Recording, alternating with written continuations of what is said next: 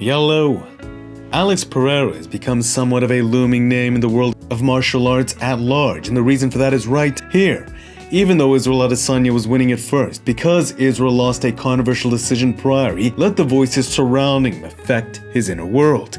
Clearly, you can see Israel Adesanya trying to finish Alex Pereira. He's looping, swinging, smashing Alex with bad intentions. This isn't the style of fighting that we are accustomed to seeing from Israel Adesanya. This is not how Israel fights. And the fact he was finding so much success early on doing this is a testament to how truly skilled he is. The result though, this approach costs a lot more energy and the technique itself is a lot more likely to leave one open. Pereira, durable, he's recovered from the onslaught he took. From there, slip overhand. Look at Alex Pereira's lead hand position. He's dropped his lead hand. Now, this is something that isn't advisable from a coaching standpoint, but it is nonetheless integral as to why it is so powerful. But before we continue on, let's look at this here. This style of lead hook looks very similar to the one Israel Adesanya used versus Robert Whittaker, and also it's more clearly seen here versus Paulo Costa. Do you see it? It's the same slip overhand into a rising lead hook, except Israel Adesanya integrates his own style into the technique. He fades away as he executes the lead hook similarly to how Naoya Inoue does. When you understand, you realize that this goes far beyond fighting, an eternal student in all situations and from all sources. This is part of why Israel Adesanya has reached such an astonishing height, even with a demoralizing defeat. Israel Adesanya was not demoralized. Israel not only learns from his mistakes, but furthermore, if there is an art of war to be learned from, he will take even from an adversary. Whatever he can take to make himself better, he will. He is truly a copycat ninja, like he's armed with a Sharingan, taking and expressing understandings, not as a replica, not as an imitation, but honestly, through his own unique and individual flow. But back to this lead hook over here. There's a formula to this lead hook. Many reasons coming together which contribute to its overall power, even in the hands of Israel Adesanya, who many have ridiculed for having no power. Undisputed UFC middleweight champ. Back to the technique. First, by dropping the lead hand, you've increased the range of motion.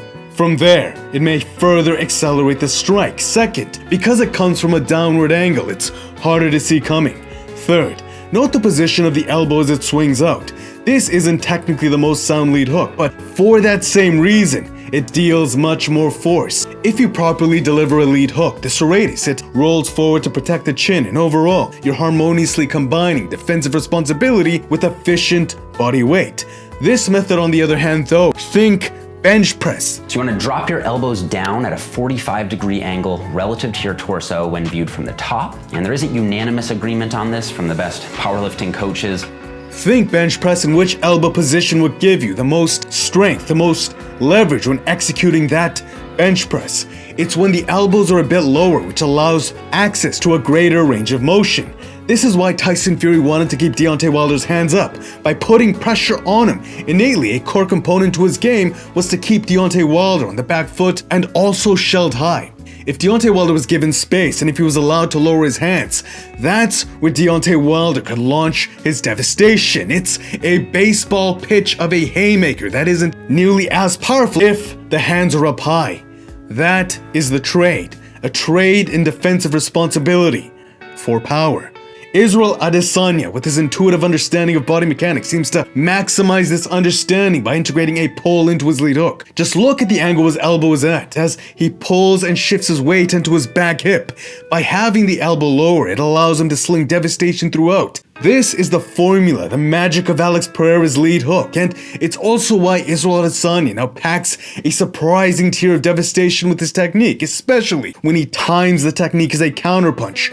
It's strange when you look at it, but when you understand the body mechanics and how they are leveraging it makes perfect sense. Now, pair that with the fact that both Israel Adesanya and Alex Pereira swung all of their weight from the backhand onto the lead leg. From there, they're exploding all of that potential energy off the lead leg into the technique.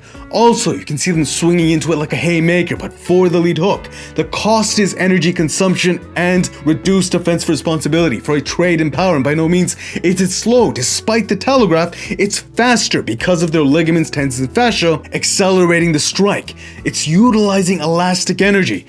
Isn't that crazy? It's almost the same technique, yet it's executed with subtle differences between the two fighters. Slip, overhand, then dropping or even winding into the lead hand as weight is loaded onto the lead foot. From there, pivoting the lead foot in as weight shifts onto the back hip. The lead hook rises from a downward angle, which makes it harder to see, and the elbow position doesn't go in line with the shoulder as it follows through. It stays near that 45-degree angle from which it further maximizes the technique's leverage. When all the elements come together, speed, weight distribution, on connection, the lights just have no choice but to go out.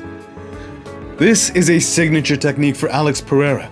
Note also how he used it to one-punch his opponent in his most recent MMA fight. His distance management was beautiful, the hand fighting, the gauging with the lead. It was all very methodical, pristine, meticulous, and for such a tall, lanky fighter, his balance was praiseworthy as well. He threw this high kick like a ballerina, nimble, but back to the lead hook. It's the same elbow position and windup, but this time off a high kick. Alex Pereira sinks into his mass from that nimble bounce, which lowers his center of gravity. From there, boom. His opponent, trying to force his way in, finds himself connecting with a lead hook instead. With this technique, of course, you can see the telegraph, but it's accelerated into lightning, and the technique is timed against a decision, which compensates for that slight delay. That is just it. The timing is what ends up making this technique so dangerous. It's not necessarily the power, it's the precision and timing.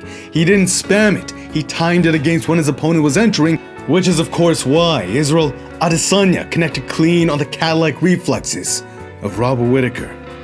It's no wonder why Israel Adesanya has already reached such an astonishing height, not taking failure to heart and learning from it regardless of rivalry. It's a testament to how truly strong Israel Adesanya is, mentally. To that end, let this example teach us to take our own shortcomings as lessons. There are no failures, only lessons. After all, whatever blocked your path likely wasn't trying to stop you. Instead, it might have just been the stepping stone you needed to ascend a little higher. That is just it. From that place of darkness, look at the height Israel has reached. That is exactly what we see here. The aura and swagger of a star, yet the eternal student mentality of a master. Thank you, Israel Adesanya, for this lesson. And to all of you, thank you all for watching. Of course, thank you all. Until next time, peace.